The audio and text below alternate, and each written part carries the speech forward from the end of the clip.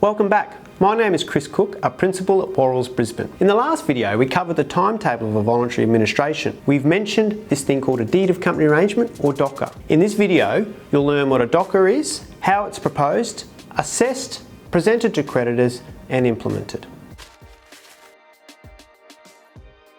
Now, a DOCA arrangement is a binding agreement between a company and its creditors as part of the voluntary administration process. It's a tool under the Australian Corporations Act 2001 designed to maximise the chances of a company continuing to exist or to provide a better return to creditors than its immediate liquidation. It outlines how the company's affairs will be dealt with, aiming to satisfy the debts owed to creditors under specific terms. These terms might include restructuring the company's debts, selling off its assets to repay creditors, or injecting new capital into the business. The goal is to allow the company to survive, preserve jobs, and ensure a better return to creditors than they would receive if the company were immediately wound up. Now, the proposal for a DOCA typically comes from the directors after the company has entered the voluntary administration process, but it can also be proposed by creditors or even other third parties. The voluntary administrator's role is to assess the proposed DOCA.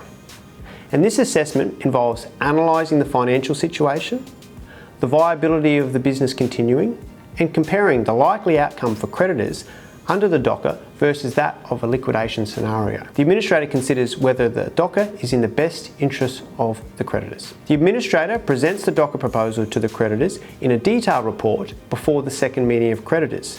This report includes an explanation of how the DOCA works, how it compares to other options, such as a liquidation, and the administrator's recommendation. Creditors are given all necessary information to make an informed decision about the company's future. The administrator makes a recommendation to the creditors based on their assessment of the DOCA's feasibility and its comparison with these other options. The recommendation is part of the administrator's report and is designed to guide creditors in making a decision that maximises their return. For a DOCA to be approved, a majority in both number and value of creditors voting at the meeting must vote in favour of the resolution.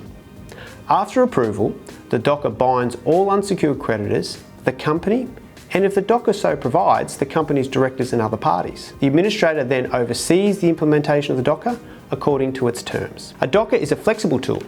It allows for creative solutions tailored to the specific circumstances of this company and its creditors. It reflects the principle that in some cases, allowing a company to continue to operate or restructure its debts can be more beneficial for all parties involved than simply ceasing operations and liquidating assets. Thank you so much for watching.